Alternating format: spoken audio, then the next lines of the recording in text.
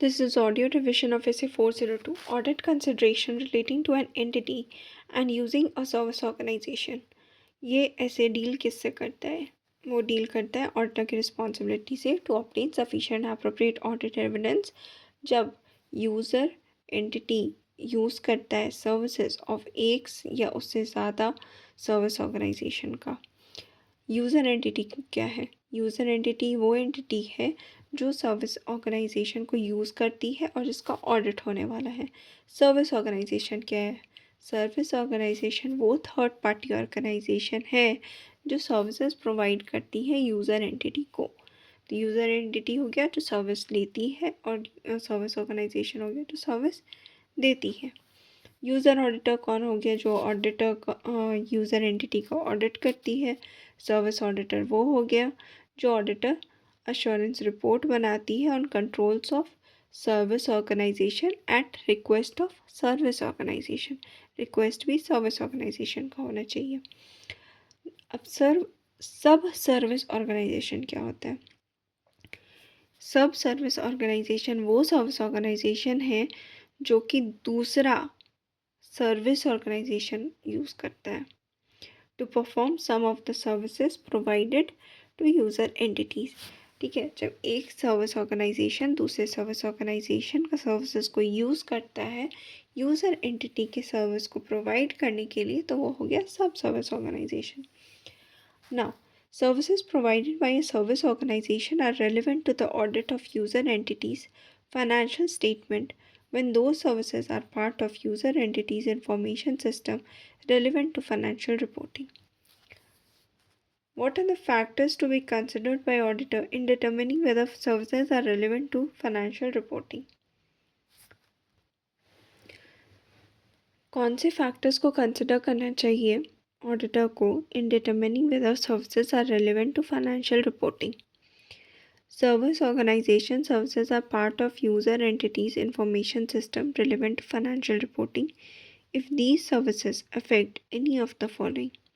पहला हो गया class of transactions in the user entities operations that are significant to user entities financial statement. ठीक है, पहला हो गया class of transaction in user entities operations that are significant to user entities financial statement. वो class of transaction जो user entity के financial statement में significant है। Second is financial reporting process use to prepare user entities financial statement including significant accounting estimates and disclosure. Financial reporting process जो कि use होते हैं user entity के financial statement को बनाने के लिए इंक्लूडिंग सिग्निफिकेंट अकाउंटिंग एस्टिमेट और disclosure. Third is related accounting records, either in electronic or manual form. Fourth is procedures within both information technology and manual systems. Fourth हो गया procedures within both information technology and manual systems. Fifth हो गया how user entities information system captures events and conditions other than transactions that are significant to financial statements. Fifth point क्या हुआ कि user entity कैसे information system को capture करता है events और कंडीशंस को other than transactions that are significant to financial statement. ठीक है, रिपीटिंग अगेन कि यूज़र एंटिटी इंफॉर्मेशन सिस्टम कैसे कैप्चर करता है of events and conditions other than transactions that are significant to financial statement. Next topic is obtaining understanding of services provided by service organization. First point, how to obtain understanding of services provided by service organization or considerations regarding nature and extent of activities undertaken by service organization to determine whether those activities are relevant to audit. जब user auditor user entity के बारे में समझ रहा होता है in accordance with ऐसे 315, तब उसको ये समझना पड़ता है कि यूज़र एंटिटी कैसे यूज़ करता है सर्विसेज को सर्विस ऑर्गेनाइजेशन को। वो कैसे करेगा? उसके लिए nature of services provided by service organisation and significance of those services to user entity. ठीक है, पहला हो गया कि क्या नेचर ऑफ सर्विसेज है जो सर्विस ऑर्गेनाइजेशन दे रही है और उसका क्या सिग्निफिकेंस है यूज़र एंटिटी को। Nature of services provided by service organization and significant of those services to user entity. Second is nature and materiality of transactions processed or account affected by service organization. ठीक है, दूसरा point हो गया nature of materiality of transaction. ठीक है, nature और materiality मतलब English वाला, सॉरी हिंदी वाला, और nature and materiality of transactions processed or account affected by service organization. Third is degree of interaction between activities of service organization and user entity. कितना interaction है service organization और user entity के activity में. Last is nature of relationship between user entity and service organization. user entity और service organization के बीच क्या nature है, किस तरह का नेचर ऑफ रिलेशनशिप है, including contractual terms for activities undertaken by service organisation. Information on, अब ये बता कि नेचर ऑफ सर्विसेज जो सर्विस ऑर्गेनाइजेशन प्रोवाइड कर रहा है उसके बारे में इंफॉर्मेशन कहाँ से मिल सकता है। एक मिल सकता है यूज़र मैनुअल से, टेक्निकल मैनुअल से, कॉन्ट्रैक्ट से, या फिर service level agreement between user entity and service organisation, या फिर इंटरनल ऑडिटर्स और regulatory authorities. Next is obtaining understanding of controls at service organisation. इसका फर्स्ट पॉइंट है ऑब्टेनिंग टाइप 1 और टाइप 2 रिपोर्ट इफ अवेलेबल। ठीक है, सर्विस ऑर्गेनाइजेशन में controls को कैसे कैसे उसका अंडरस्टैंडिंग ऑब्टेन कर सकते हैं। कंट्रोल्स एट सर्विस ऑर्गेनाइजेशन क्या कंट्रोल्स को कैसे समझ सकते हैं। First is obtaining by obtaining type 1 and type 2 report if available. Second point is contacting service organisation through user entity to obtain specific information. ठीक है, पहला हो गया कि टाइप 1 और टाइप 2 रिपोर्ट को ऑब्टेन करो। सेकेंड हो गया कि सर्विस ऑर्गेनाइजेशन को कॉन्टैक्ट करो through user entity to obtain specific information. Third is visiting service organization and performing procedures that will provide necessary information about relevant controls. Last is using another auditor to perform procedures at service organization that will provide necessary information about relevant controls. अगर ऐसे सोचो कि एक एक level up हो रहा है, पहले तो रिपोर्ट मांगा, फिर कॉन्टैक्ट करो सर्विस ऑर्गेनाइजेशन में यूज़र एंटिटी के थ्रू, फिर ऑफिस चले जाओ उसके, visit service organisation and perform procedures that will provide necessary information, और लास्ट में दूसरे ऑडिटर को भेज दो to perform procedures at service organisation that will provide necessary information about relevant controls. अब टाइप 1 रिपोर्ट और टाइप 2 रिपोर्ट क्या है। रिपोर्ट ऑन टाइप 1 रिपोर्ट जो है वो description and design of controls at a service organisation का report है। ये इस रिपोर्ट में होता है description prepared by management about service organisation system, control, objective and related controls. ठीक है, तो फर्स्ट हो गया report that comprises description prepared by report that comprises description prepared by management about service organization system, controls, objectives and related controls. इसी का second point हो गया report by service auditor that include service auditors opinion on description of service organisation system, control, objectives and related controls. तो type 1 report का क्या क्या हो गया, क्या क्या उसमें होता है। उसमें होता है डिस्क्रिप्शन जो कि मैनेजमेंट बनाया है सर्विस ऑर्गेनाइजेशन सिस्टम के बारे में, controls, objectives and related controls के बारे में। ठीक है, description prepared by management about service organisation system, control, objective and related control. और इसमें रिपोर्ट जो है जो सर्विस ऑडिटर इशू करता है दैट इंक्लूड्स सर्विस ऑडिटर का opinion on description of this, अब जो ऊपर अभी बोले ना, description of description prepared by management, description of, तो उसी पर जो ओपिनियन सर्विस ऑडिटर दिया है उसका रिपोर्ट भी टाइप 1 रिपोर्ट में रहता है। टाइप 2 रिपोर्ट क्या है? Type 2 report is report on description, design and operating effectiveness of control at a service organisation. पहला टाइप 1 रिपोर्ट क्या था? Report on description and design of controls at service organisation. इसमें एक एडिशनल क्या है? Operating effectiveness of controls भी है, ठीक है।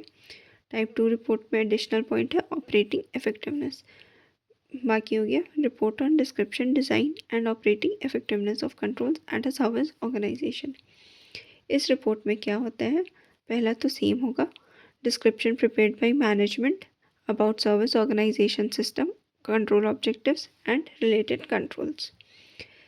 सेकेंड में report by service auditor, that includes, उसमें क्या इंक्लूड करता था? सर्विस ऑडिटर का opinion on description of service organisation system, control objective and related controls. Type 2 report में क्या रिपोर्ट रहेगा सर्विस ऑडिटर का? इसमें रहेगा सर्विस ऑडिट, पहला तो एक वही रहेगा, service auditors opinion on description of service organisation system, control objectives and related controls. Last में एडिशनल होगा description of service auditors, test of controls and results thereof. तो ये दोनों टाइप 1 और टाइप 2 रिपोर्ट का डिस्क्रिप्शन जो comprise करता है रिपोर्ट वो सेम ही है, बस टाइप 2 रिपोर्ट में एक एडिशनल पॉइंट है description of service auditors, test of control and results thereof, क्योंकि ये रिपोर्ट में जाता है ऑपरेटिंग इफेक्टिवनेस ऑफ कंट्रोल, इसीलिए इस एडिशनल डिस्क्रिप्शन जो है वो है description of service auditor, test of control and results thereof. Now, what are the aspects to be considered by user auditor in using type 1 or type 2 report as audit evidence that controls at service organization are designed and operating effectively? User auditor shall determine whether service auditor's report provides sufficient appropriate audit evidence about controls by performing following. ठीक है, user auditor कैसे determine करेगा कि जो service auditor report service auditor report जो मिला है वो sufficient appropriate audit evidence about controls दे रहा है या नहीं? By this can be done by evaluating whether type 1 or type 2 report is for date or period appropriate for user auditor purpose। पहले तो ये देख लो कि वो जो यूज़र ऑडिटर को जो टाइम पीरियड चाहिए उसी टाइम पीरियड का ये टाइप 1 और टाइप 2 रिपोर्ट है या नहीं। Second is evaluate adequacy of time period covered by test of controls. ठीक है, टाइम पीरियड जो कवर हुआ है वो एडुकेट है या नहीं। Third is evaluating whether test of controls performed are relevant to assertions in user entities financial statement. Evaluating whether test of controls performed are relevant to assertions in user entity's financial statement. Last point is determine whether complementary user entities controls are designed and operating effectively by user entity. Last में ये determine कर लो कि जो last में ये determine करो कि complementary user entity controls design और ऑपरेट हो रहे हैं इफेक्टिवली या नहीं by user entity. Last topic is second last topic is controls at subservice organization. If a subservice organization uses, if a service organization uses a subservice organization, then service auditor's report may either include or exclude the subservice organization's control. ठीक है, अगर service organisation सब service organisation को use कर रहा है तो service auditor की रिपोर्ट में इंक्लूड भी हो सकता है या एक्सक्लूड भी हो सकता है सब सर्विस ऑर्गेनाइजेशन के कंट्रोल्स। ठीक है, फिर these two methods of reporting are known as inclusive method and carve out method. ठीक है, इंक्लूड किया तो इंक्लूसिव मेथड, अगर नहीं किया इंक्लूड तो carve out method. If type 1 और type 2 report excludes control at सब service organisation, then user auditor shall require to apply requirements of SA 402 in respect of subservice organization. Last is reporting bye user entity. User entity जो है user auditor, reporting bye user auditor. User auditor जो है वो अपने opinion को modify कर सकता है in user auditor report as per SA 705। If user auditor is unable to obtain sufficient appropriate audit evidence regarding services provided by service organisation. ठीक है, ऑडिटर कब मॉडिफाई कर सकता है? अगर उसको सफिशिएंट एप्रोप्रिएट ऑडिट एविडेंस नहीं मिलता है regarding services provided by service organisation. अगर अनमॉडिफाइड ओपिनियन देता है यूज़र ऑडिटर, तब क्या होगा? User auditor shall not refer work of service organisation in user auditors report containing an unmodified opinion unless required by law regulation. ठीक है, अगर unmodified opinion है तो यूज़र ऑडिटर को सर्विस ऑडिटर का वर्क को रेफ़र करने का ज़रूरत नहीं है unless it is required by law और regulation. If reference is required by law or regulation, then user auditor report shall indicate that reference does not reduce his responsibility for that opinion। अगर law regulation को reference चाहिए है तो user auditor को report करना चाहिए और फिर इंडिकेट करना चाहिए कि इस रेफरेंस का मतलब ये नहीं है कि वो अपनी रिस्पॉन्सिबिलिटी फॉर ओपिनियन से उसका कम हो जाता है ना।